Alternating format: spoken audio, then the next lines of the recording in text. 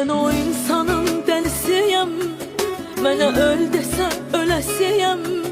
O mənim ömrüm, həyatım, mən də yarımın nəfəsiyəm.